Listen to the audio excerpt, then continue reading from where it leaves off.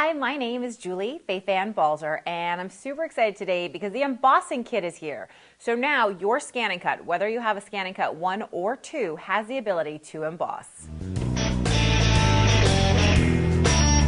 There are two kinds of embossing that you can do with your ScanNCut. The first is called line embossing, and the second is called region embossing. Today, we're going to be focusing on line embossing.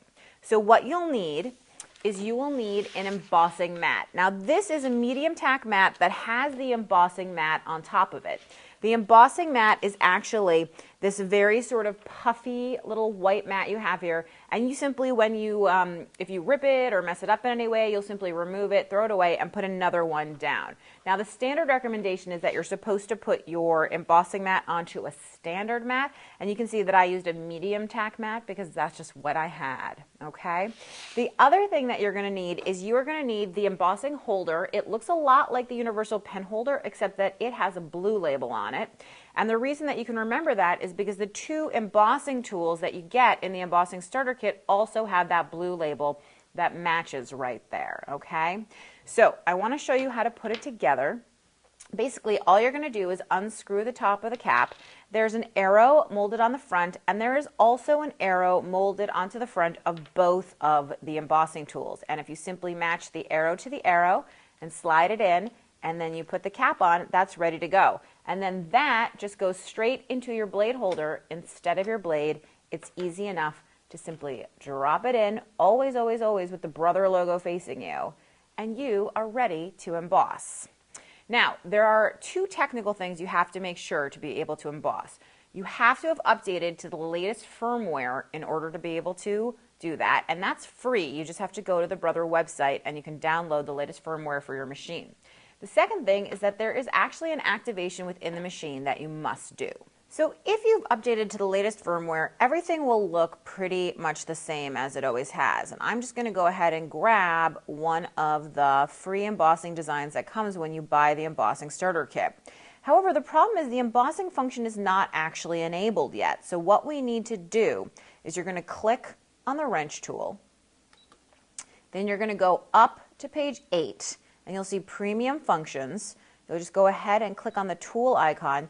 You'll activate the kit. So you'll say, I want it on. Then you're going to say, OK, OK again. And suddenly, do you see that this box just appeared? This is called the toolbox, and this is what you're going to use to be able to do embossing. So that's a really important step to make sure that you do that. So now that we're ready to emboss, let's go ahead and get our material onto the mat. The metal sheets that you're going to emboss always come sandwiched between these two pieces of plastic, and you must emboss them with the plastic on. Otherwise, the metal could damage the scanner glass in your ScanNCut. So once that's done, you're simply going to remove the cover from your embossing mat.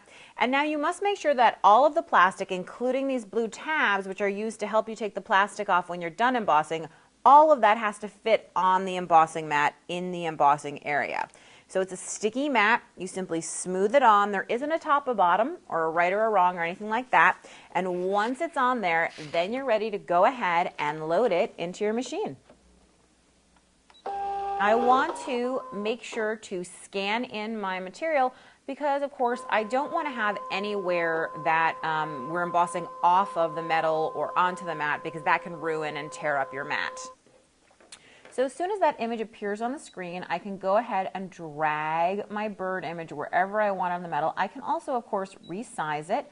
If I'd like it to be a little bit bigger, you can do whatever you'd like. Now, if I want this bird to be embossed, meaning with the design raised towards me, embossing is when the design's raised towards you, then I can go ahead and flip it. And I would do that just like this so that the design will be the same but raised. If I want it debossed, and debossing is where the design is pushed away from you, then I can just leave it alone. So it's up to you, whichever you want. There's not a right or a wrong.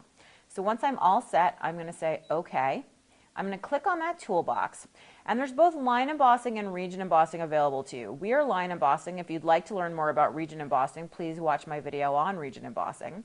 We're going to go ahead and choose line emboss, and then the embossing settings are right here with this tool icon. So I can simply click on that, and I can look at the emboss speed 2 and emboss pressure 4 is going to be perfect for this metal. So I'm going to go ahead and say OK, and I'm going to hit the emboss button, And then I'm simply going to press start and off we go.